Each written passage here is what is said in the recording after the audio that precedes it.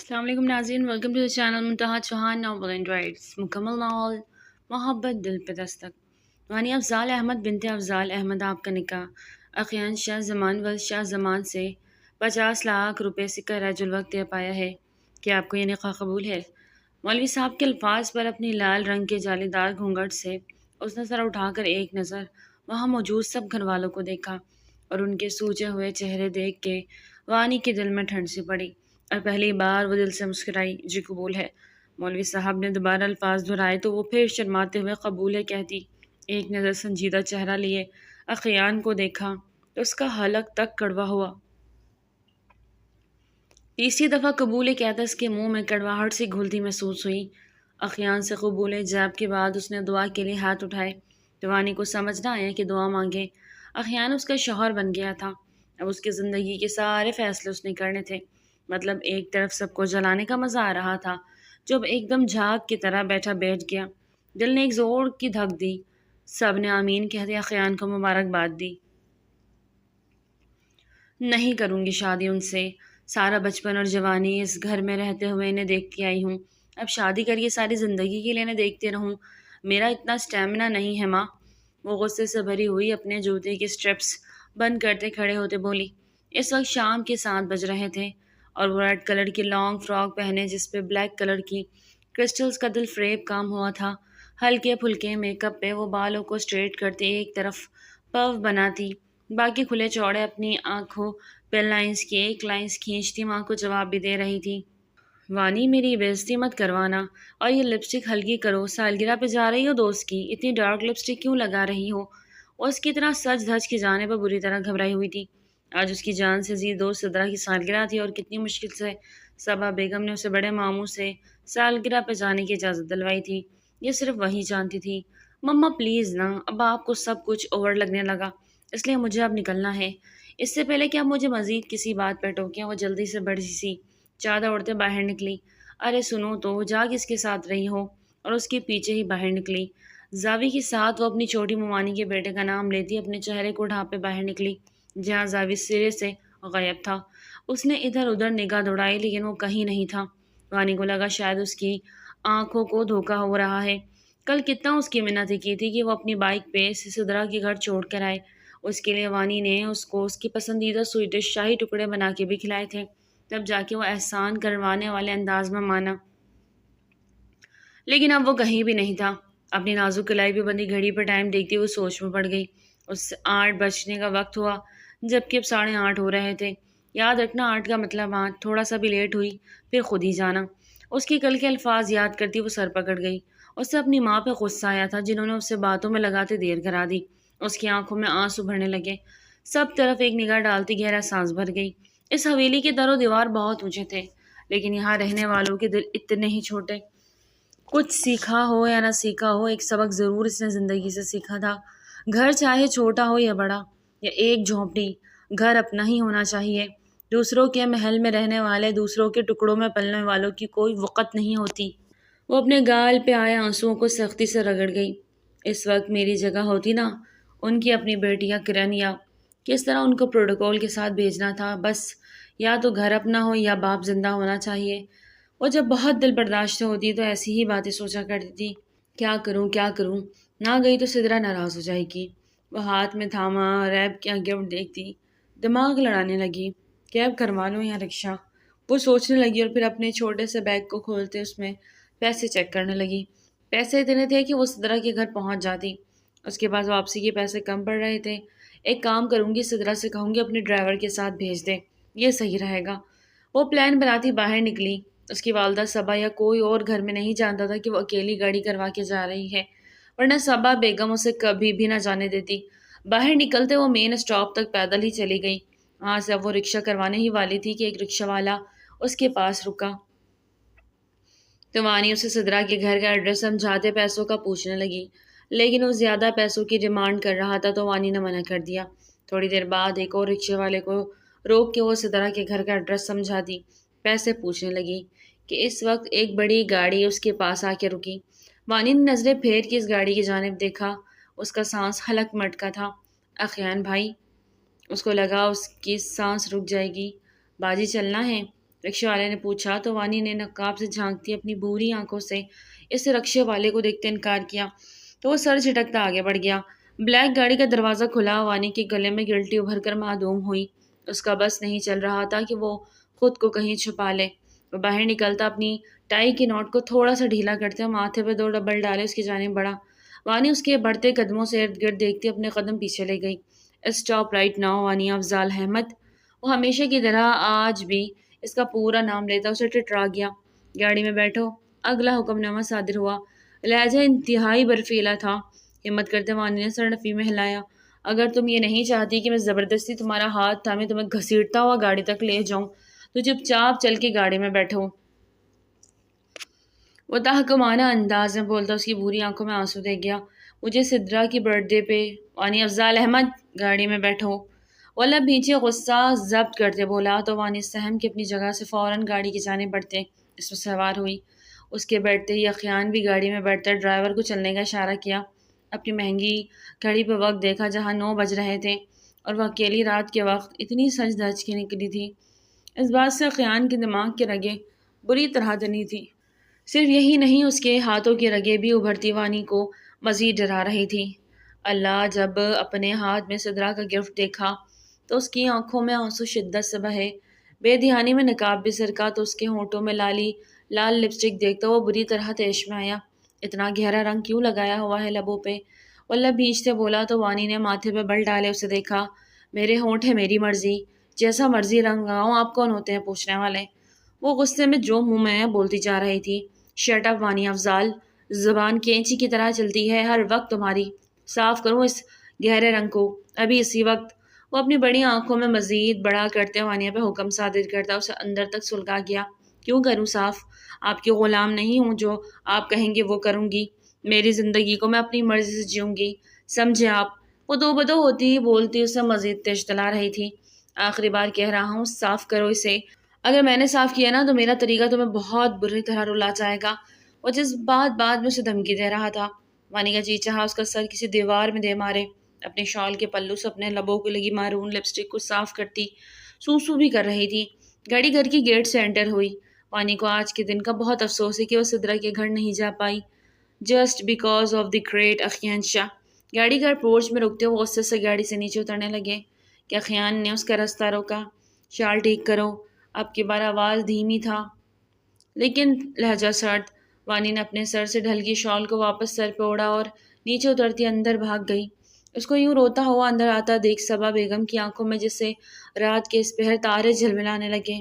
وانی کیا ہوا؟ اتنی جلدی آ گئی؟ اسے سیڑھیاں چڑھتی دکھائی دی۔ اسے لمحہ خیان شاہ بھی اندر داخل ہوا۔ پھپھو کس کی اجازت سے یہ حویلی سے باہر نکلی؟ وہ دھیمے لیکن سرد لہجے میں صبا بیگم سے مخاطب ہوا۔ گھر میں موجود باقی افراد بھی شور سنتے باہر آ گئے۔ بیٹا وہ عرفان بھائی سے اجازت، بابا نے اتنی رات گئے سے اکیلے باہر جانے کی اجازت دے دی، وہ بھی اتنا تیار ہو کے؟ وہ غصے سے دبا دبا چلایا۔ اوپر جاتی وانی کے قدم تھمے، ایک تو اسے دوست کی طرف جانے نہیں دیا، زبردستی گھر لیا اور اب صبا بیگم سے اس کی بے عزتی کروانے کے چکر میں تھا۔ وانی کو اس وقت خوبرو وجی نوجوان زہر لگا تھا۔ آپ ہوتے کون ہیں مجھ پہ حکم چلانے والے؟ وہ قدرے اونچی آواز میں بولتی نیچے آئی۔ وانی چپ کر جاؤ۔ صبا بیگم اخیان کے غصے سے گھبراتے سے بولی، لیکن وہ کہاں چپ رہنے والوں میں سے تھی۔ بھلے وہ دل ہی دل میں اخیان سے چڑھتی بھی تھی اور اس سے ڈرتی بھی تھی، لیکن اس وقت اسے غلط لگا اور وہ اپنا آپ ٹھیک، اس لیے اس کے دو بدو ہوتی وہ آنکھوں میں آنکھیں ڈالتی بولی، یہ تو بہت جلد پتہ چل جائے گا تمہیں کہ میں کون ہوں اور کتنا حق رکھتا ہوں تم پہ۔ اس کی بدتمیزی کو نظر انداز کرتا دانت چباتے بولا، مجھ پہ پابندیاں لگانا بند کر دیں آپ۔ میرے علاوہ بھی اس حویلی میں 2 لڑکیاں مزید رہتی ہیں، ان سے تو کبھی کسی نے نہیں کہا کہ یہ مت پہنو وہ مت پہنو، سر پہ دوپٹہ اوڑھو۔ رات کے وقت حویلی سے باہر جانے پہ کس پہ پابندی ہے بتائیں مجھے؟ ایک میں ہی ملی ہوں آپ سب کو؟ اپنا غصہ اتارنے کے لیے بولتے بولتے اس کا لہجہ روندا، اپنی زبان بند کرو وانی اور جاؤ اوپر اپنے کمرے میں۔ صبا بیگم نے اسے زبردستی وہاں سے ٹالنا چاہا۔ صبا تمہاری بیٹی کی زبان کچھ زیادہ نہیں چل رہی؟ بڑی ممانی نے تیکھے انداز میں کہا، اپنے حق میں بولنے والوں کے لیے یہی سب بولا جاتا ہے۔ وانی نے دھیمے لہجے میں ماتھے پہ بل ڈالے کہا، تمہیں سمجھ نہیں آ رہی کہ کیا کہہ رہی ہوں؟ صبا غصے سے بولتی اس کا بازو تھامے اسے سیڑھیوں کی جانب زور کا دھکا دیا کہ وہ سیڑھیوں کے پاس جا گری۔ اس کے گھٹنوں میں سخت چوٹ لگی کہ وہ کرا کے رہ گئی۔ آنکھوں میں آنسو لی اپنی ماں کی جانب دیکھا جن کی آنکھوں میں غصہ اور آنسو دیکھتی وہ ایک ہچکی بھر کے رہ گئی۔ پھپھو اخیان کو صبا بیگم کا انداز بالکل بھی اچھا نہیں لگا۔ وہ وانی کے چہرے پر درد کے تاثرات دیکھ سکتا تھا۔ پہلے ہی تربیت اچھی کرنی تھی نا کہ اس طرح کی نوبت نہ آتی۔ چھوٹی ممانی بھی نے منہ ٹیڑھا کرتے نخوت سے کہا۔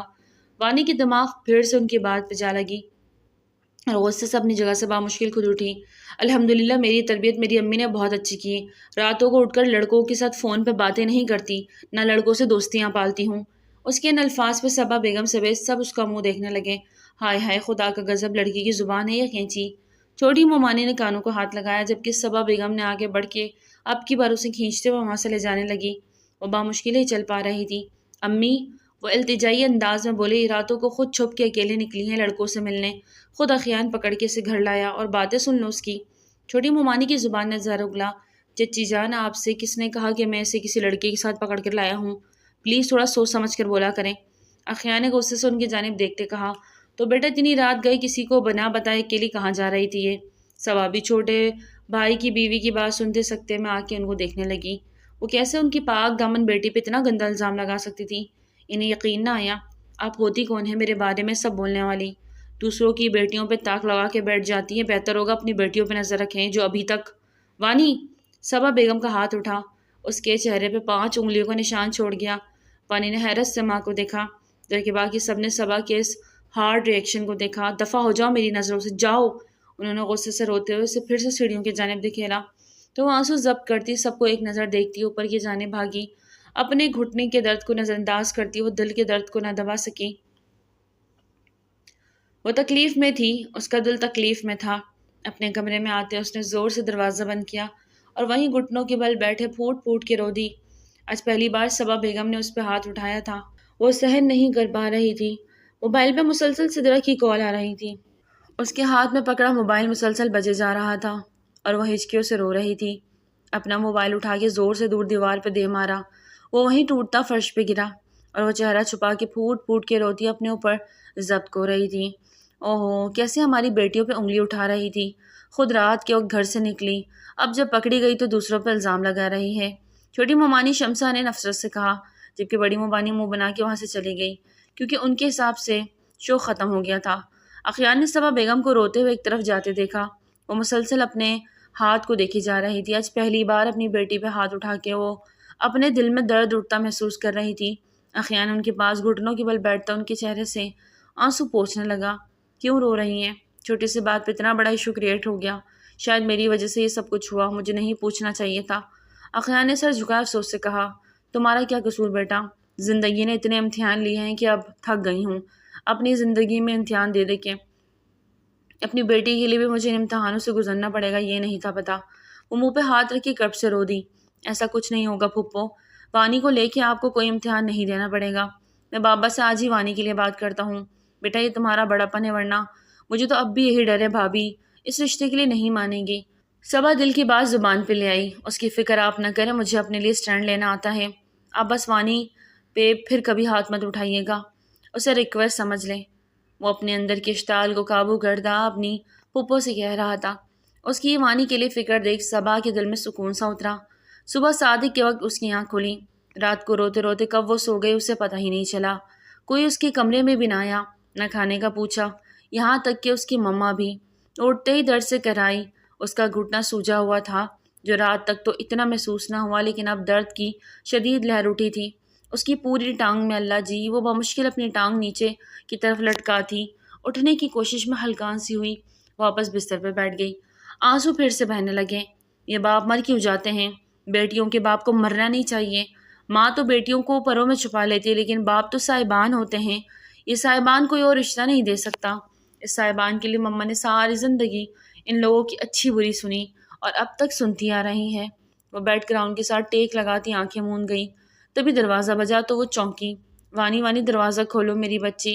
اس کی مما کی روتی آواز سنتی وہ جھٹ سے اٹھی، لیکن پھر درد کی وجہ سے واپس گر گئی۔ پر صبا بیگم کی روندی آواز سنتی وہ پاگل ہو گئی تھی۔ اس کا بس نہیں چل رہا تھا اڑ کے ماں تک پہنچ جائے، اور وہ درد سے کراتی ہوئی اٹھ کے دروازہ کھول گئی۔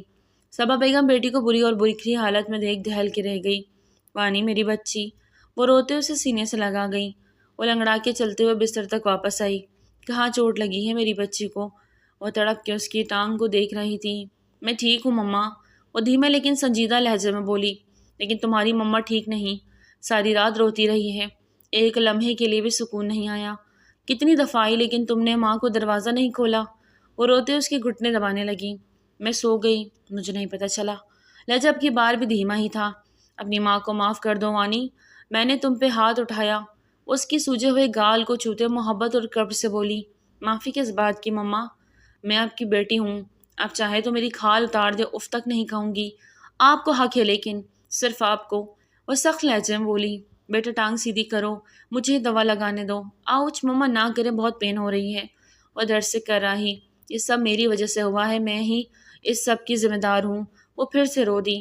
مما پلیز روئے مت، نصیبوں کا لکھا ہے، کیسا شکوہ۔ وہ گہرا سانس بھر گئیں۔ انہوں نے اپنے 21 سال کی بیٹی کو دیکھا جو وقت سے پہلے ہی بڑی ہو گئی تھی۔ دھیرے دھیرے اس کے گھٹنوں پہ مساج کرنے لگی اور پھر اس کا ٹراؤزر نیچے کیا تو دروازے پہ دستک ہوئی اور اجازت ملنے پہ اخیان اندر داخل ہوا۔ وانی کو اس طرح دیکھ کے وہ لب بھیج گیا۔ پھپھو جان، بابا آپ کو بلا رہے ہیں۔ وہ بہت سنجیدگی سے صبا بیگم سے کہنے لگا، ٹھیک ہے بیٹا، میں آتی ہوں۔ انہوں نے ایک نظر وانی کی جانب دیکھا، بیٹا میں تمہارے لیے ناشتہ لاتی ہوں، آج تم یوں ہی نہ جانا، آرام کرو۔ وہ کہتے ہوئے اٹھ گئی اور دروازے کی جانب قدم بڑھائے۔ وانی نے ایک نظر اخیان کی طرف نروٹے انداز میں دیکھ کر رخ پھیر گئی۔ کیسی ہو؟ لہجہ نرم تھا۔ زندہ، ورنہ آپ اور آپ کے گھر والوں نے تو کوئی کسر نہیں چھوڑی مجھے مارنے میں۔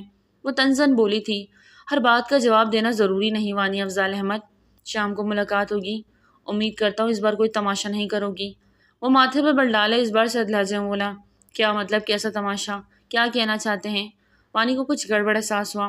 شام تک پتہ چل جائے گا، زیادہ طبیعت خراب ہو تو پھپھو کے ساتھ ڈاکٹر کے پاس چلی جانا۔ اس اپنی ٹانگ پہ ہاتھ رکھا دیکھ پھر سے لہجہ نرم کر گیا۔ سامنے دیوار کے پاس ٹوٹا ہوا موبائل بھی دیکھ چکا تھا اور اس بار اس کا جواب سنے بغیر ہی دروازے کی جانب قدم بڑھا گیا، جبکہ وانی نخوہ سے سر جھٹک گئی۔ شاہ زمان کی 2 ہی اولادیں تھیں، اخیان شاہ اور کرن۔ ان سے چھوٹے شہباز شاہ کی بھی 2 ہی اولاد تھی، عرفان اور منزہ، جبکہ ان کی اکلوتی بہن جو بیوہ ہونے کے بعد بھائیوں کے در پر آ گئی تھی، صبا بیگم، ان کی ایک ہی بیٹی تھی، وانی افضال احمد۔ وہ اپنے شوہر کی وفات کے بعد شاہ ہاؤس آ گئی تھی۔ بھائیوں نے تو ہمیشہ پیار محبت ہی دیا، لیکن بھابھیوں نے کبھی بھی وہ عزت و مان نہ بخشا جس کی وہ حقدار تھی۔ سچ کہتے ہیں جب بیٹیاں بیاہ کے بعد کسی وجہ سے گھر واپس آ جائیں نا تو ان کی وہ عزت اور وہ وقت نہیں رہتی جو پہلے ہوتی تھی۔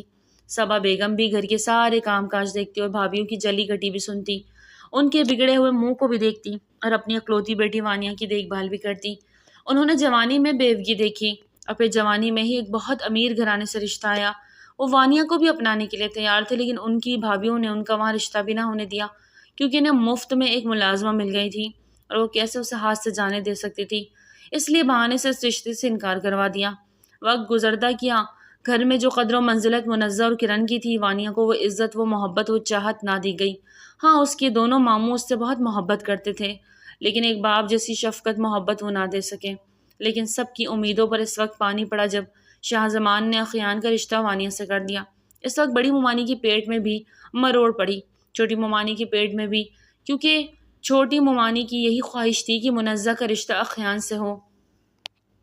لیکن اخیان نے اپنے باپ سے صاف لفظوں میں کہہ دیا کہ وہ شادی کرے گا تو صرف اور صرف وانیہ سے، اور اس کی خواہش پہ ہی شاہ زمان نے سٹینڈ لیا اور اخوان کی خواہش پہ ہی احترام کرتے ہوئے وانیہ ہی کو اپنی بہو بنانے کا فیصلہ۔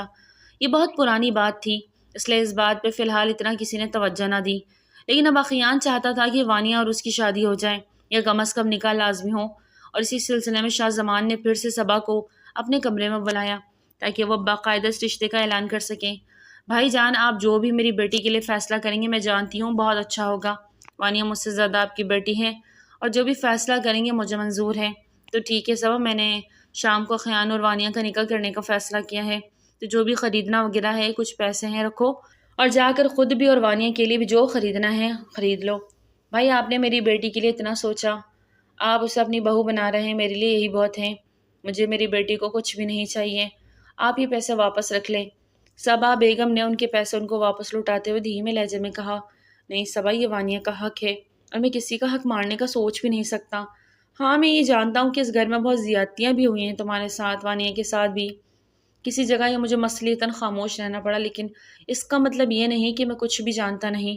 اخیان اور وانیہ کا نکاح بہت سارے لوگوں کا منہ بند کروا دے گا، اور انشاءاللہ آنے والے وقت میں یہ فیصلہ بہت اچھا ثابت ہوگا، وانیہ کے لیے بھی اور تمہارے لیے بھی۔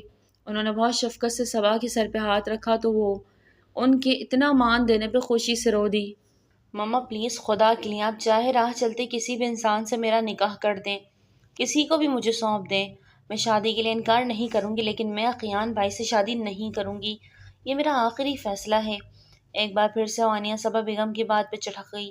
وانیہ میں سب جانتی ہوں، تمہاری اس خاندان سے نفرت کی وجہ بھی جانتی ہوں، لیکن بیٹا اقیان بہت اچھا ہے، وہ تمہارا بہت خیال رکھے گا، مجھے پورا یقین ہے، اور یہ تمہارے بڑے ماموں کی بھی مرضی ہے اور میری بھی خواہش ہے۔ صبا بیگم نے پھر سے بہت پیار سے وانیہ کو سمجھانا چاہا۔ مما آپ کی ساری باتیں ٹھیک ہے، لیکن مجھے پھر بھی ان سے کوئی تعلق نہیں جوڑنا، اور اگر آپ نے میری ساتھ زبردستی کی تو میں گھر چھوڑ کر چلی جاؤں گی۔ وانیہ کی اس دھمکی پر صبا بیگم بے یقینی سے اس کا چہرہ دیکھنے لگی۔ وانیہ تم کیا کہہ رہی ہو؟ تم گھر چھوڑ دو گی؟ اپنی ماں کو چھوڑ کر چلی جاؤ گی؟ وہ رندے ہوئے لہجے میں بول رہی تھی تو وانیہ نے سختی سے اپنی آنکھیں میچ لیں۔ مما پلیز میرا وہ مطلب نہیں، بس آپ نہیں، مجھے مت چھونا۔ وہ اسے ٹوک گئی۔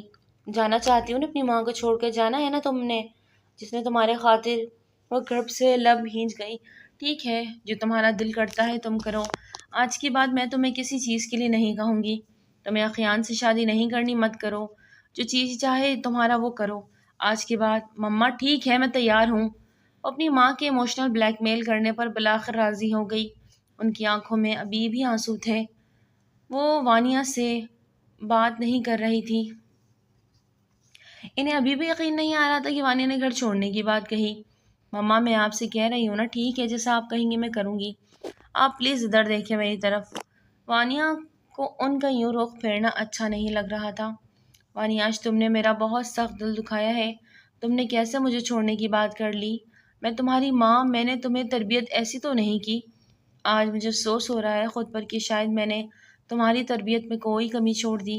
ایسی بات نہیں ہے مما، آپ جانتی ہیں مجھے ان سب لوگوں سے نفرت ہے، کیونکہ یہ ہم سے نفرت کرتے ہیں، ان کے لیے ہماری کوئی ویلیو نہیں۔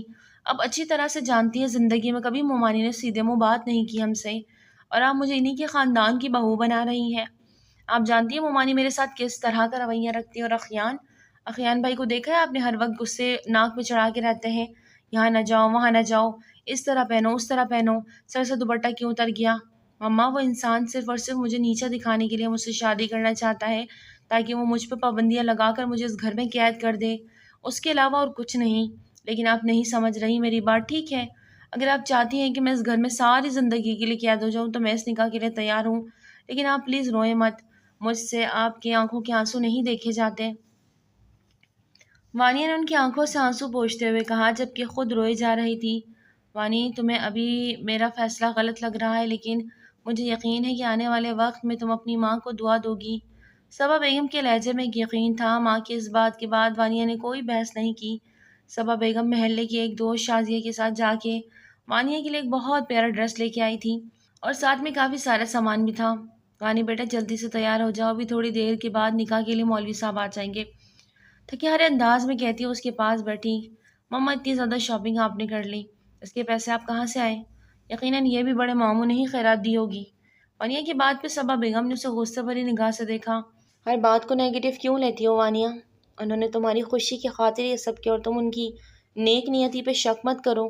بھلے بھابھیوں سے وہ کس قدر ہی نالاں ہوں، لیکن اپنے بھائی کے بارے میں وانیہ سے اس طرح کی باتیں نہیں سن سکی۔ وانیہ گہرا سانس خارج کرتی رہ گئی۔ مما صرف نکاح ہو رہا ہے، مجھے اتنا تیار ہونے کی کیا ضرورت ہے؟ ہاں مانتی ہوں صرف نکاح ہو رہا ہے، لیکن اگر تمہارے بڑے ماموں کی خواہش ہوئی رخصتی کی تو میں چاہتی ہوں کہ رخصتی بھی ہو جائے۔ اپنی ماں کی بات سنتے ہوئے شوق میں چلی گئی۔ نو مما پلیز، ابھی نہیں، میں رخصتی نہیں لینا چاہتی۔ بیٹا ایک ہی گھر کی تو بات ہے، کون سے تم دور جاؤ گی؟ ایک کمرے سے نکل کر دوسرے کمرے میں ہی تو جانا ہے، اور ویسے بھی میں چاہتی ہوں کہ تمہاری رخصتی ہو، باقی جو تمہارے ماموں فیصلہ کریں۔ اچھا اٹھو جلدی سے تیار ہو جاؤ، مجھے تھوڑے سے کام دیکھنے ہیں۔ وہ بنا وانیہ کی مزید کوئی بات سنے اٹھ کر باہر نکل گئی۔ ان کی نظر میں تو لڑکیاں صرف کٹ پتلیاں ہیں، جیسے نچایا چپ کر کے ناچتی رہے، جو کہیں گے وہ کرو، ہم ویسا کرتے رہیں۔ وہ کڑ گئی۔ اخیان شاہ زمان، تمہیں یہ نکاح کتنا مہنگا پڑنے والا ہے تم سوچ بھی نہیں سکتے۔ دل ہی دل میں وہ اخیان کو سوچتی غصے سے اس بلو فراک کو دیکھنے لگی جو اس کی ماما بہت محبت سے اس کے لیے لے کے آئی تھی۔ نہ چاہتے ہوئے بھی مجبور ہو کے وہ فراک زیب تن کرنا پڑا۔ اس کے گھٹنے کا درد کا اب تھوڑا بہت اس کو آرام تھا، اس لیے آرام سے ڈریسنگ ٹیبل کے سامنے کھڑی ہوتی وہ اب ہلکا پھلکا میک اپ کر رہی تھی۔ ویسے حیرت کی بات ہے، بڑی ممانی مان کیسے گئی؟ ان کی یہ دل پر آج سانپ لوٹ رہے تھے۔ ہائے وانیہ، جس کو وہ اس قابل ہی نہیں سمجھتے تھے کہ اپنے ساتھ بٹھا کر کبھی کھانا کھلا سکیں، اب ان کی بہو بننے جا رہی تھی۔ اف، مجھے تو نہیں لگتا آج رات ان کو نیند بھی آئے گی۔ آئینے کے سامنے کھڑے ہوتے وہ خود سے باتیں کر رہی تھی، جبکہ چہرے پہ اب ایک مسکان سج گئی تھی۔ وہ چھوٹی ممانی، ہائے اللہ، وہ تو منزہ کے لیے سوچ کر بیٹھی ہوئی تھی کہ خیال اور منزہ کی شادی ہو جائے۔ انہیں یہ نہیں پتا تھا کہ ان کی منزہ کتنے لڑکوں کے ساتھ کانٹیکٹس میں ہے۔ وہ مزے سے اپنی آئی لیش کو سنوارتی سب کچھ سوچے جا رہی تھی۔ صبا بیگم ابھی وانیہ کو اس حال میں دیکھ لیتی تو ہوش کھا کے رکھ جاتی۔ جو لڑکی اس نکاح کی رخصتی کے لیے راضی نہیں تھی، اب کتنے مزے سے وہ تیار بھی ہو رہی تھی اور خوش بھی تھی۔ اس نے نکاح کے وقت سب کے چہرے کو دیکھنے تھے، آج ہی تو دن ہے ان سب کو ان سب کی باتوں کا، طنز بھرے جملوں کا جواب دینے کا۔ اپنے سر پہ وہ مرون کامدار دوپٹہ اوڑھے اترا کر بولی اور پھر دھیما سا مسکرا دی۔ وانیہ افضال احمد، بنت افضال احمد، آپ کا نکاح خیان شاہ زمان ولد شاہ زمان سے 50 لاکھ روپے سے کئی راج الوقت طے پایا ہے کہ آپ کو یہ نکاح قبول ہے۔ مولوی صاحب کے الفاظ پر اپنی لال رنگ کی جالی دار گھونگھٹ میں اس نے سر اٹھا کر ایک نظر وہاں موجود سب گھر والوں کو دیکھا، اور ان کے سوجے ہوئے چہرے دیکھ کے وانی کے دل میں ٹھنڈ سی پڑی اور پہلی بار وہ دل سے مسکرائی۔ جی قبول ہے۔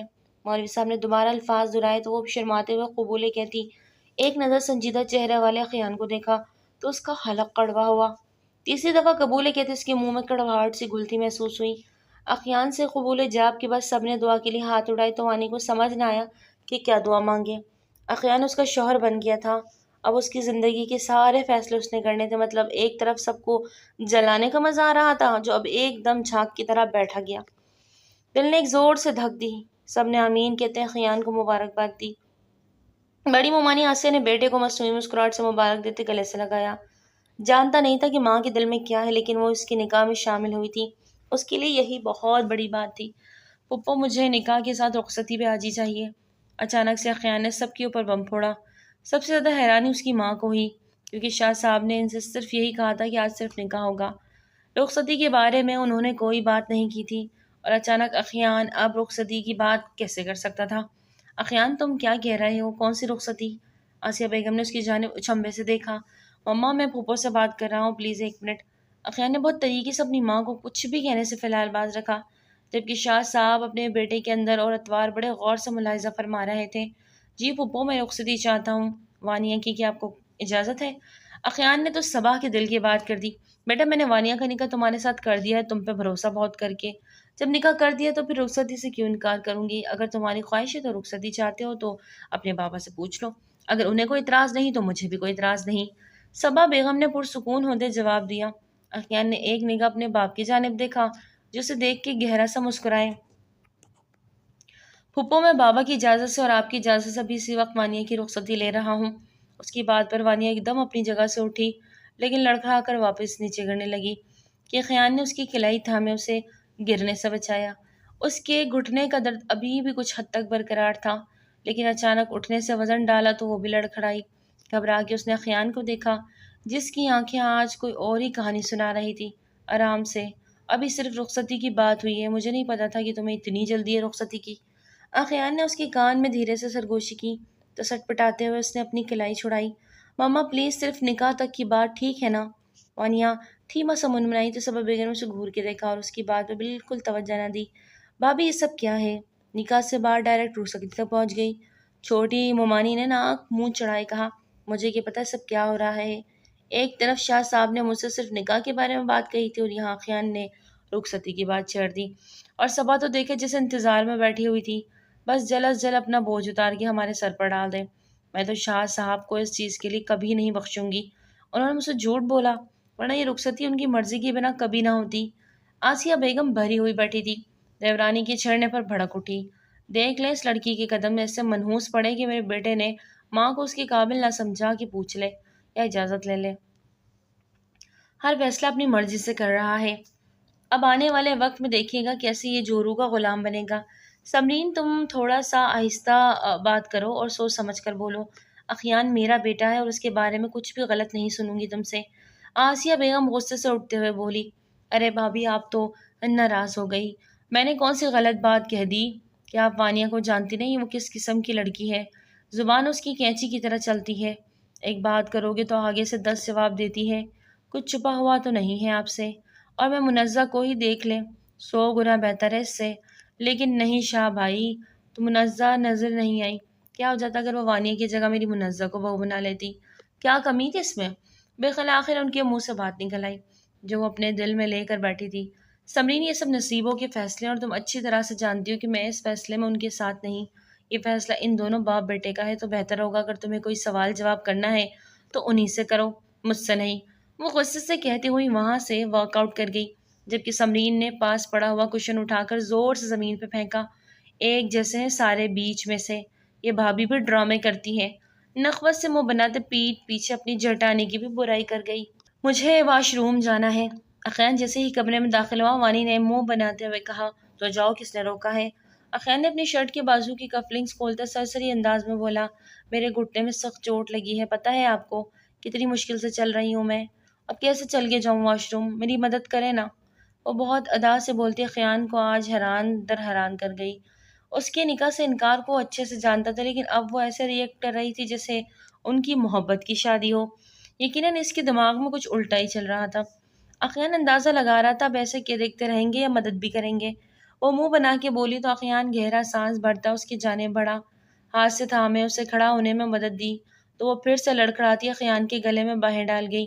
اخیان سٹک ہوتا اسے دیکھنے لگا، سوری، وہ غلطی سے میں گرنے لگی تو اچانک۔ اور یہ ہاتھ پیچھے کرتے سر جھکائے صفائی دی، اسی لیے میں اخیان نے اسے اپنے باہوں میں بھرا، وہ ایک دم اپنے سانس روک گئی۔ اخیان اور اس کی نظریں پل بھر کو ملی۔ اخیان اسے لیے واش روم کی جانب بڑھا اور اسے دروازے کے باہر اتارا۔ جاؤ، میں یہیں کھڑا ہوں۔ اس کی بات پہ دروازے کا سہارا لیتی کھڑی ہوتی۔ وانی نے آنکھیں پھاڑے حیرت سے اسے دیکھا۔ آپ یہاں کیوں کھڑے ہو گئے ہیں؟ اس نے منہ بناتے پوچھا۔ کیوں، واپس بیڈ تک کون لے کے جائے گا؟ اخیان نے بھی دیوار کا سہارا لیتے آرام سے کھڑے ہوتے اسے فرصت سے نہارتے کہا۔ اس کی بات پہ وانیہ پیر پٹکتی باتھ روم میں داخل ہوئی، زور سے دروازہ بند کر دیا۔ اخیان کی مسکراہٹ بے اختیار تھی۔ موبائل پہ آتی کال پک کرتے وہ ایک طرف ہوتا سیل کو کان کے ساتھ لگا گیا، دوسری جانب اس کی سیکرٹری تھی جو اسے ایک خاص آن لائن میٹنگ کا بتا رہی تھی جو 1 گھنٹے کے بعد ہونی تھی، اور آج اپنے نکاح کے چکر میں وہ بھول گیا تھا۔ اوکے مس شزا، آپ مجھے ڈیٹیلز ابھی فارورڈ کر دیں، میں چیک کرتا ہوں۔ وہ کال کاٹتا پلٹا تھا کہ اپنے پیچھے باتھ روم کے دروازے کے پاس وانی کو کھڑا دیکھ اس کی جانب بڑھا، جبکہ وانی کے چہرے پہ اب کی بار سخت تاثرات تھے۔ اخیان کے منہ سے کسی غیر لڑکی کا نام سنتے وہ دل ہی دل میں سخت تیش میں آ گئی تھی۔ رہنے دے، میں خود چلی جاؤں گی۔ اما مشکل لنگڑا کے غصے سے چلنے لگی کہ اخیان نے اسے زبردستی اپنی گود میں اٹھایا۔ تم کیا کر سکتی ہو، لیکن ایک بات یاد رکھنا۔ اسے بستر پہ لٹاتا، اس کا سر تکیے پہ رکھتا، اس کے دونوں طرف پہ ہاتھ جماتا، اس کے چہرے پہ جھکا۔ رانی اپنی سانسیں روک گئی۔ جو بھی کرنا دکھانا یہاں اس کمرے میں کر بھی سکتی ہو اور دکھا بھی سکتی ہو، سب اجازت، لیکن اس کمرے سے باہر نکلتے ہی تہذیب کا دامن ہاتھ سے نہیں چھوٹنا چاہیے۔ اسے دھیمے لہجے میں کیا سمجھانے کی کوشش کر رہا تھا وہ سمجھ گئی۔ آپ تو مجھے ایسے بول رہے ہیں جسے میں بدتمیز ہوں، اور نروٹے انداز میں کہتی رخ موڑ گئی۔ اخیان نے اس کی ٹھوڑی پکڑتے اس کے چہرہ اپنے جانب موڑا۔ میری وانیہ بدتمیز نہیں، بس ذرا غصے والی ہے، لیکن اب یہ غصہ صرف اپنے شوہر کے سامنے دکھایا کرے گی، اوکے؟ اسے بہت محبت پاش نظروں سے دیکھتا اس کی ٹھوڑی کے خم پہ لب رکھ گیا۔ وانیہ کا سانس حلق میں اٹک سا گیا۔ میری وانیہ، میری وانیہ، اس کے الفاظوں کی بازگشت پہ وہ سرپرائز ہوئی، بس اسے دیکھتی رہی جب اسے سامنے صوفے پہ بیٹھتے اپنا لیپ ٹاپ آن کر رہا تھا، جبکہ وانیہ اس کی جانب کروٹ لیٹی اپنے چہرے کے نیچے دونوں ہاتھ جوڑ کے رکھتی یکٹک اسے دیکھنے لگی جو USB سے لیپ ٹاپ سے کنیکٹ کرتا اب کام میں بزی ہو گیا۔ وہ کام کے وقت ارد گرد کا ہوش بھلا دیا کرتا تھا۔ وانیہ مسلسل اسے دیکھے جا رہی تھی، دیکھنے میں اچھا خاصا خوبصورت اور ہینڈسم ہے، ماتھے پہ ایک گرین کلر کی لاٹ سے بہت خوبصورت اور وجیح بناتے 6 پیکس اور چوڑا کسرتی سینہ، ایک پل کو باڈی بلڈر کا گمان ہوتا ہے، یہ تو اتنا ہیوی باڈی کا لگتا ہے، میں اس کے نیچے آ گئی تو میں تو دب ہی جاؤں گی، مما نے تو میرا فاتحہ پڑھا دینا۔ اپنی باتیں خود کو سوچتے ہوئے جھرجھری لیتی آنکھیں میچ گئی، اس کی پلکیں بھاری ہونے لگی، نہ جانے کب اخیان کو دیکھتے دیکھتے اس کی آنکھ لگ گئی اور وہ نیند کی وادیوں میں کھو گئی۔ اخیان اپنا سارا کام مکمل کرتا 1 بجے فری ہوا، لیپ ٹاپ بند کرتا اپنی گردن کو اسٹریچ کیا اور پیچھے کی طرف گردن گراتے وہ گہرا سانس بھرتے وانیہ کو دیکھنے لگا جو اس کی جانب کروٹ لیے سوئی ہوئی تھی اور کتنے حق سے اس کے بستر پر سو رہی تھی۔ اخیان کا دل خوشی سے جھوم اٹھا۔ اپنی ٹھوڑی اور گال کے نیچے مٹھی بنا کے رکھتے وہ اب فرصت سے اپنی بیوی کو نہار رہا تھا جو اس بات سے بے خبر خواب خرگوش کی منزل اٹھ رہی تھی۔ وقت دیکھتا وہ اپنی جگہ سے اٹھتا اس کے قریب آیا جو سویا خیان کے جواں جذبات کو بری طرح جگا گئی۔ اس کے قریب جگہ بنا کے لیٹتے اسے اپنے حصار میں لیا تو وہ بھی نیند میں آگے بڑھ کر اس کے سینے پہ سر رکھ گئی۔ ایک سکون کی لہر اخیان کے پورے جسم میں دوڑی تھی۔ آنکھیں میچتا وہ وانی کے گرد اپنی گرفت تنگ کر گیا۔ وانیہ ذرا سا کسمسائی لیکن پھر سو گئی۔ اخیان اسے تکیے پہ گراتے خود اس کے اوپر سایہ فکن ہوا۔ آئی ایم سوری میری جان، تمہاری نیند خراب کرنے لگا ہوں لیکن میں دور نہیں رہ سکتا تم سے۔ اس کے کان کی لو کو چومتا وہ دانتوں میں دبا گیا۔ وانیہ نے ایک دم سے ہاتھ اٹھاتے اپنے کان پہ مارنا چاہا کہ وہ ہاتھ اخیان کی گال پہ پڑ گیا۔ اچانک سے وانیہ کی آنکھ کھل گئی۔ وہ حیرانی سے اپنے اوپر جھکے اخیان کو دیکھتے سہم گئی جبکہ اخیان حیرت سے آنکھیں پھاڑے اسے دیکھ رہا تھا جس نے ایک پل میں اخیان پہ ہاتھ اٹھا لیا تھا جو انجانے میں ہی ہوا تھا، لیکن ہوا تو تھا نا۔ آئی ایم سوری، میں نے جان بوجھ کے نہیں کیا۔ وہ ڈر کی صفائی دینے لگی۔ جانتا ہوں لیکن کہا تھا نا جو بھی کرو گی کمرے میں ہی کرو گی اور دل و جان سے قبول کروں گا۔ اس کے گال کے ساتھ اپنی ہلکی بیئرڈ کو رب کرتا گمبھیر لہجے میں بولا، ایک منٹ پلیز، آپ تھوڑا پیچھے ہو، میرا سانس رک رہا ہے۔ اسے گھبرا کے پیچھے ہونے کا کہتے اس کا چہرہ دیکھتی گہرا سانس بھر گئی۔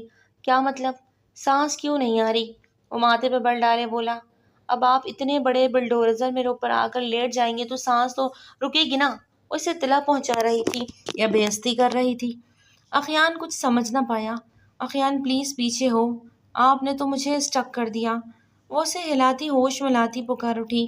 اس کی بات پہ اخیان ایک دم پیچھے ہوتا اپنا سر تکیے پہ گرا گیا اور اس کی جانب رخ پھیرتے دیکھا جو واقعی گہرے سانس بھر رہی تھی۔ یار کیا تم اتنی نازک ہو؟ میرا ذرا سا وزن نہیں برداشت کر سکتی؟ وہ شکایتی انداز میں بولا۔ کیا کہا؟ ذرا سا وزن؟ یہ ذرا سا وزن تھا؟ پتہ نہیں کتنے من کے ہو گئے آپ۔ اٹھ کے بیٹھتی اونچی آواز میں اپنے خیالات کا اظہار کرتی اخیان کو چکا گئی۔ یار 70 ہے، بہت زیادہ تو نہیں، اس میں اتنے چلانے کی کیا ضرورت ہے؟ وہ منہ بنا کے رخ پھیر گیا۔ 70 مطلب 70؟ وہ بہت چکاتے بولی۔ مجھے لگتا ہے 100 کہنا بھول گئے۔ وہ مسکرا کے میٹا سے طنز کر گئی۔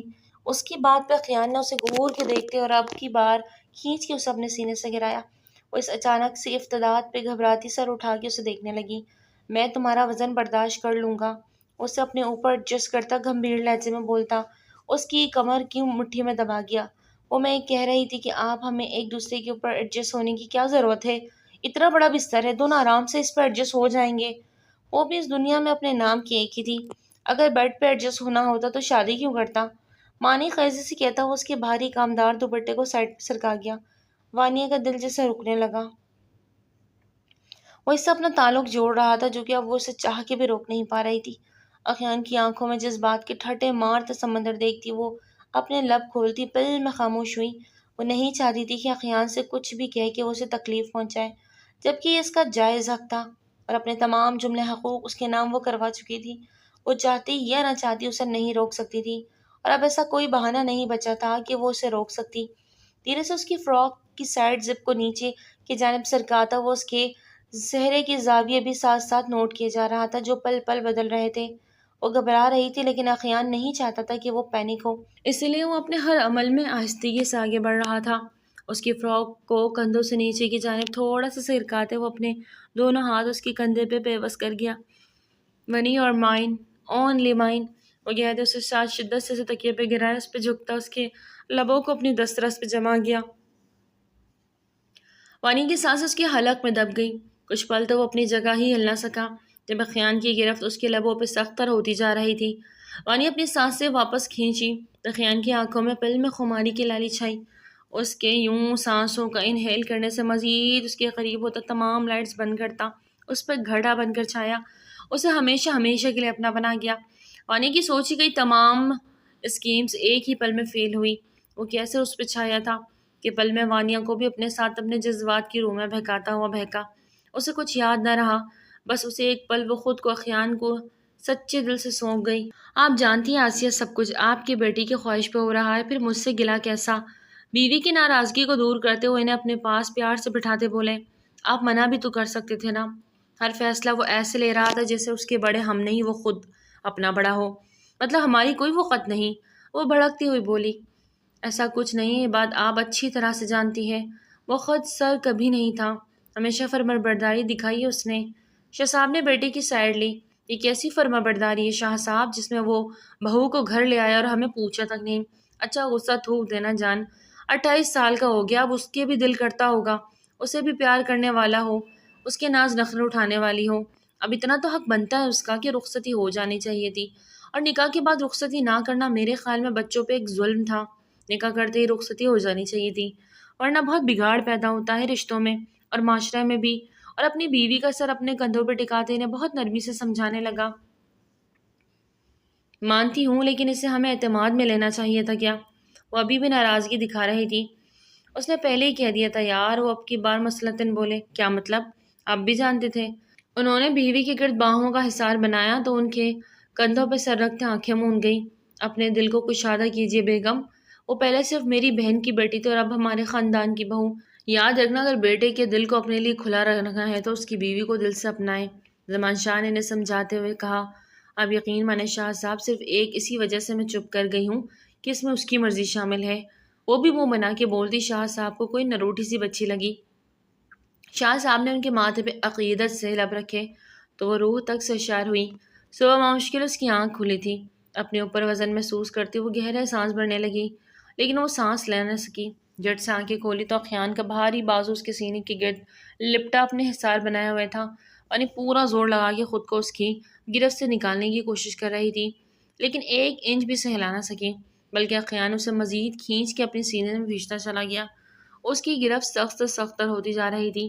اخیان پلیز لیو می، اور نم لہجے میں بولی تو اس کی آنکھ کھل گئی۔ کیا کیوں تنگ کر رہی ہو صبح صبح؟ اس کے نرم و ملائم گال کو کھینچتے ہوئے اس کو اپنے ساتھ چپکا گیا۔ مجھے باتھ روم جانا ہے، وہ دھیما سا منمنائی۔ ابھی اجازت نہیں، وہ اپنی ٹون میں بولتا اس پہ اپنی دسترس جما گیا۔ اخیانہ، آپ نے پہلے ہی مجھے ساری رات نہیں سونے دیا، اب بھی آپ مجھے باتھ روم نہیں جانے دے رہے؟ وہ غصے سے نہ روٹھے انداز میں بولی، کیا ایک رات گزرنے کے بعد اسیر ہو گیا ہوں تمہارا؟ نہیں چاہتا کہ تم مجھے چھوڑ کے کہیں بھی جاؤ۔ وہ اس کی گرد باہیں حمائل کرتا اس کی گردن پہ منہ چھپاتا بولا، اللہ اللہ اخیان پلیز واش روم جانے دے۔ وہ دھیرے سے منمنائی تو اخیان کہکا لگاتے پیچھے ہٹا۔ اچھا جاؤ، یاد رکھو گی کہ کس سخی سے پالا پڑا ہے۔ وہ تکیے پہ سر گراتے بولتا اسے اپنی گہری نگاہوں میں رکھے اس کی جانب کروٹ لے گیا۔ جان خلاصی ہونے پہ وانیہ بستر سے اٹھتی واش روم کا رخ کر گئی۔ اس کے جاتے ہی اخیان کے چہرے کو سنجیدگی نے چھوا۔ وہ پاس پڑا موبائل اٹھاتے واٹس ایپ آن کر گیا، جہاں وانیہ کی کسی لڑکے کے ساتھ تصویریں اسے شیئر کی گئی تھی، اور یہ کچھ دیر پہلے کی بات تھی، لیکن وانیہ کے جاگنے پہ وہ موبائل بند کر گیا۔ اب اسے بھیجنے والے کے نمبر پہ کال کر رہا تھا لیکن نمبر آف تھا۔ اخیان نے لب بھیجے، اتنا وہ بھی جانتا تھا کہ وانیہ کے کردار کی ایک مضبوط لڑکی ہے، وہ مر کے بھی اس پہ شک نہیں کر سکتا تھا۔ ابھی وہ انہی سوچوں میں غلطہ تھا کہ پاس پڑے وانیہ کے نمبر پہ میسج کی ٹون بجی۔ اخیان نے اگنور کیا لیکن پھر کال آنے لگی تو وہ موبائل اٹھاتے یوں ہی سرسری سے دیکھنے لگا، لیکن وہی نمبر دیکھ وہ بری طرح ٹھٹکا اور کال کو یس کرتا کان کے ساتھ لگایا۔ وانی کہاں ہو تم یار؟ تمہارے ہسبینڈ کی پک سینڈ کر دی ہماری، لیکن وہ اب کال کر رہا ہے، کیا کروں؟ کیا جواب دوں اسے؟ یہ تم نے مجھے نہیں بتایا تھا، ہلو ہلو بولو بھی۔ اخیان اس کی بات سنتا زلزلوں کی زد میں تھا، کیا اس کا یقین جھوٹا نکلا؟ اخیان نے باتھ روم سے فریش ہوتی نکلتی وانیہ کو ایک کرب بھری نگاہوں سے دیکھا۔ رات کو اپنے سچے جذبے اس پہ لٹائے، اسے محفوظ پناہ گاہ دینے کے لیے اس کی رخصتی لی، اس گھر میں اعلیٰ مقام دلانے کے لیے اس کے نام کے ساتھ اپنا نام جوڑا، اور اس پہ چیٹ کر گئی۔ اس کا دل تو اب بھی نہیں مان رہا تھا، لیکن اس کے سامنے جو سب کچھ تھا اس کا کیا کرتا؟ وہ گیلے بالوں کو خشک کرتا خیان کے چہرے کو انتہائی سنجیدگی کو محسوس کر گئی اور اس کے پاس بستر پہ ٹکی۔ کیا ہوا؟ ایسے کیوں دیکھ رہے ہو؟ وہ بلش کر رہی تھی۔ اس کا شرمانا، اس کی بار بار پلکیں گرانا، اس کا دمکتا رنگ روپ، یہ سب دیکھتا وہ سوچ میں پڑ گیا، کیا وہ کسی اور سے؟ اخیان دل ہی دل میں خود سے سوال کرنے لگا، اخیان؟ اس نے اس کا کندھا تھامتے اسے پکارا تو وہ ہوش میں آتا اپنی سلگتی آنکھیں اس پر ہٹا گیا۔ آپ کی طبیعت ٹھیک ہے؟ وہ پریشانی سے اس کے لال آنکھوں کو دیکھتی اس کے ماتھے پہ ہاتھ رکھ گئی، جسے اخیان نے دھیرے سے پیچھے کر لیا اور بستر چھوڑتا خاموشی سے باتھ روم کا رخ کیا۔ وانی حیرانی سے اس کو جاتا دیکھنے لگی۔ انہیں کیا ہوا اچانک؟ وہ شش و پنج میں پڑتی اٹھ کے فجر کی نماز ادا کرنے لگی۔ نماز ادا کرتے وہ دعا مانگ رہی تھی جب اخیان بھی فریش ہوتا باہر آیا۔ وہ کف لگے سفید شلوار پہنے مسجد جانے کی تیار ہونے لگا۔ اس کی اس قدر اچانک خاموشی پہ وانیہ کے دل میں عجیب و غریب خیال آنے لگے۔ کل ہی تو وہ اپنے اور اخیان کے رشتے کو ماں کے کہنے پہ ایک موقع دیتی خود کو دل سے اس کے قریب کر گئی، کیونکہ اس کی ماں کا ہی کہنا تھا کہ اسے بے حد محبت کرتا ہے۔ ان کی باتوں کو یاد کرتی وہ دعا کے لیے ہاتھ اٹھا گئی، اور وانی، ایک بات یاد رکھنا، ہمیشہ تمہارے لیے اسٹینڈ لے گا اور کسی بیوقوفی میں اخیان کو گنوانا مت۔ اس کے ساتھ تمہیں زندگی کی ہر خوشی دے گا۔ یاد رکھنا، جو محبت کرتے ہیں وہ اپنی محبت کے لیے مر مٹ جاتے ہیں۔ اخیان کی محبت کو روندنا مت، اس کی محبت کی قدر کرنا، تمہاری قدر وہ کرے گا۔ اپنی ماں کی باتوں کو یاد کرتی اس کی آنکھوں سے آنسو بہہ نکلے۔ کیا اس کے پیار کی عمر بس اتنی ہی تھی؟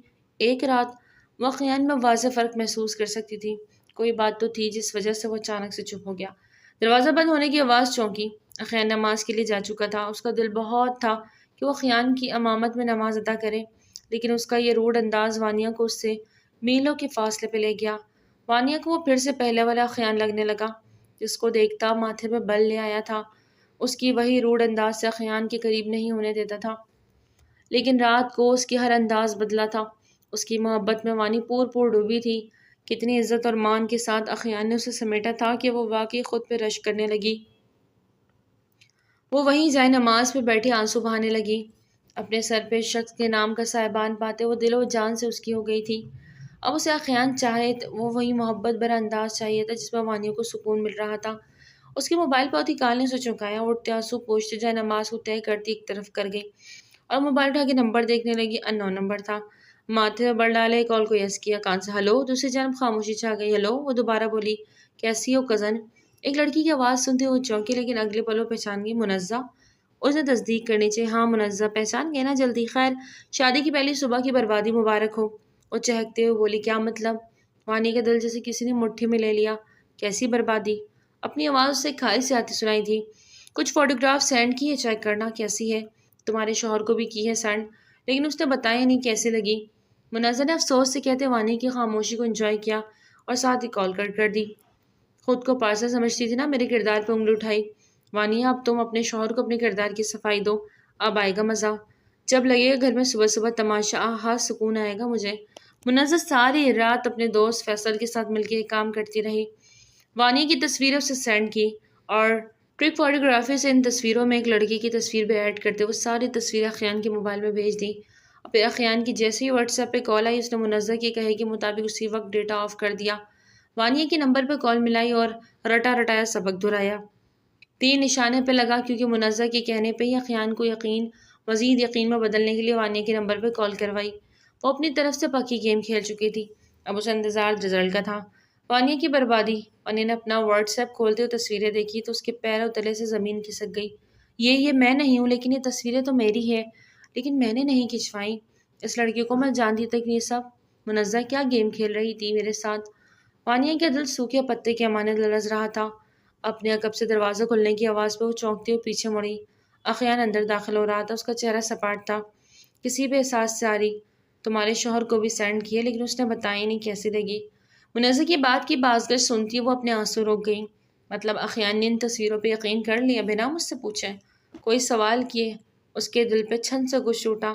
اخیان نے اس کی جانب پیش قدمی کرتے بازو کو کونیوں تک فولڈ کیا۔ تم روئی ہو؟ اس کی آنکھوں کی سرخی اور نمی دیکھتا وہ اس کے قریب ہوتا فکر سے پوچھنے لگا۔ وانیہ کیا کہ مزید آنسو بہانے لگی۔ پہلے سب ہوتا تو اسے ڈر نہیں تھا، اخیان اس سے ملا نہیں تھا، اب اس سے پاکی کھونے کا مطلب تھا کہ وہ جان سے چلی جاتی۔ وانی اس کی گال پہ بہتے آنسو پوچھتے خفگی سے اسے دیکھنے لگا۔ وہ بولنا چاہ رہی تھی، اپنے کردار کی صفائی دینا چاہ رہی تھی، لیکن اس کے پاس کوئی الفاظ نہ تھے۔ وانی رو کیوں رہی ہو؟ کسی نے کچھ کہا ہے کیا؟ وہ فکر بندی سے پوچھنے لگی۔ یہ جھوٹ ہے اخیان، میں مما کی قسم کھا کے کہتی ہوں، میں اس شخص کو نہیں جانتی۔ وہ موبائل اس کے سامنے کرتی کرب و تکلیف سے روتی ہچکیوں کے درمیان بولی۔ وہی تصویر دیکھتے اخیان کے لب سختی سے بھینچے۔ اس کے ہاتھ سے موبائل کو لے کے بستر پہ اچھالا۔ رات ہی اس نے آئی فون منہ دکھائی پہ تحفے کے ساتھ دیا تھا اور یہ سب ہو گیا۔ اس کا جھکا سر اوپر اٹھایا۔ وانی ادھر دیکھو میری طرف، تمہیں ایسا کیوں لگا کہ میں ایسی کسی چیز پہ بھروسہ کروں گا؟ میرے لیے تمہارا پورا وجود، تمہارا جسم، تمہاری جاں، تمہارا دل یہ اہم ہے۔ جن کو اخیان نے محسوس کیا، دل سے تمہارے سچے جذبوں کی قدر کرتا ہوں، اتنا بیوقوف نہیں ہوں کہ مادی چیزوں کو سچ مان کے سچے جذبوں کی توہین کر دوں، اس احساس کی توہین کر دوں جو تمہاری قربت میں مجھے ملا۔ وہ اس پہ اپنے لفظوں سے محبت کی بارش کر رہا تھا۔ وانیہ کے دل میں سکون سا اترنے لگا۔ اس کی آنکھوں میں ایک نظر دیکھتی وہ اس کے سینے میں پورے حق سے سمائی۔ آخیان نے بھی اس کے گرد باہوں کا سر قائم کیا۔ آئندہ میں تمہاری آنکھوں میں آنسو نہ دیکھوں۔ وہ اس کے گال پہ آنسو کو پہنچتے ہوئے بولا، آپ نے یقین نہیں کیا ان تصویروں پہ؟ وہ ہچکی لیتے بچوں کی طرح پوچھنے لگی۔ پاگل ہوں میں، کوئی میچور شخص تو ہوں نہیں جو ایسے ہی کسی بھی سنی سنائی بات پہ یقین کر لوں، اور یہ تصویریں بنانا کوئی مشکل کام نہیں، عام کام ہے میرے لیے۔ میرے وانی کے سچے جذبے اہم ہیں۔ وہ اس کے ماتھے پہ اپنے لبوں کا لمس چھوڑتا اسے معتبر کر رہا تھا۔ آپ کو پتہ ہے یہ سب منزہ نے کیا ہے؟ وہ مجھے آپ کے ساتھ دیکھ کے جیلس ہو رہی ہے۔ اخیان کے ساتھ قدم بقدم اعتماد سے سیڑھیاں نیچے اترتی وہ اس کے کان میں منزہ کی بات کر رہی تھی۔ انہیں یوں ایک ساتھ نیچے آتا دیکھ صبا بیگم نے دل ہی دل میں بلائی لی، کوئی کچھ بھی کہے کچھ بھی کرے مجھے فرق نہیں پڑتا، اور نہ تمہیں فرق پڑنا چاہیے۔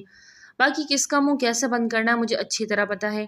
اس کی کمر کی گرد حصار بناتا اسے ایک آنکھ ونگ کر گیا۔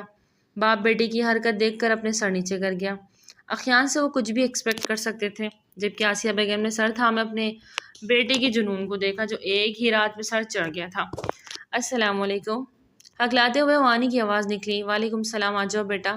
شاہ صاحب مسکراتے ہوئے دونوں کے ساتھ چیئر گھسیٹتے بیٹھے، جبکہ شمسا نے نفقہ سے دیکھا اور منزہ نے حیرانی سے منہ کھولا تو وہ کچھ اور ہی سوچ کے آج ناشتے کی ٹیبل پہ بیٹھی تھی، لیکن سامنے تو کایا ہی پلٹ گئی۔ خوشگوار ماحول میں ناشتہ کیا گیا۔ اخیان ساتھ ساتھ کسی سے بات کرتا، چھوٹا سا معنی خیز مذاق کرتا، وہ شرما کے دوہری ہوتی جا رہی تھی۔ یہ سب دیکھتے منزہ سلگ اٹھی اور غصے سے اٹھتی پاؤں پٹکتی وہاں سے واک آؤٹ کر گئی۔ آج رات کے لیے ولیمے کا ڈیسائیڈ ہو رہا تھا۔ صبا کی آنکھیں بیٹی کا نکھرا نکھرا رنگ روپ دیکھ چمک اٹھی۔ برسوں بعد ان کے دل نے سکون محسوس کیا۔ اخیان اب کا وائلٹ، وہ اس کے پیچھے لپکی جو کہیں ضروری کام سے جا رہا تھا۔ اس کے پیچھے آنے پہ وہ اس کی جانب پلٹا، اس کے ہاتھ سے وائلٹ لیتے اس کے ماتھے پہ عقیدت سے لب رکھ گیا۔ وہ مسکرائی۔ آپ کہاں جا رہے ہیں؟ وہ جلدی میں بولی تو اخیان کے چہرے پہ ایک دم سنجیدگی چھا گئی۔ وانی، میری عزت کی جانب جو میلی آنکھ سے دیکھے گا نا، یہ اخیان اسے زندہ زمین میں گاڑ دے گا، اور تم میری عزت نہیں میرا عشق بھی ہو، جو وقت گزرنے کے ساتھ ساتھ تمہیں بڑھتا ہوا محسوس ہوگا۔ تم مجھ سے پناہ مانگو گی؟ وہ سرگوشی انداز میں بولا تو وہ لرز گئی۔ آج تم میرا ایک الگ روپ دیکھو گی، جب تم پور میرے لیے خود کو سجاؤ گی تو آج ایک الگ انداز میں تمہیں خراج پیش کروں گا۔ اس کی بے باک باتوں پہ وہ گھبرا کے وانی ادھر ادھر دیکھا، لیکن وہاں کوئی نہیں تھا۔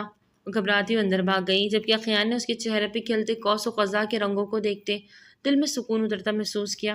اور پھر اخیان نے منزہ کی سازش کا پردہ چاک کرتے اسے سب کے سامنے اچھے سے سبق سکھایا، کیونکہ اخیان کے پاس مکمل ثبوت تھے اور منزہ کو کہیں بھی منہ چھپانے نصیب نہیں ہوا۔ ٹھیک کہتے ہیں سیانے، برائی کا انجام ہمیشہ برا ہوتا ہے۔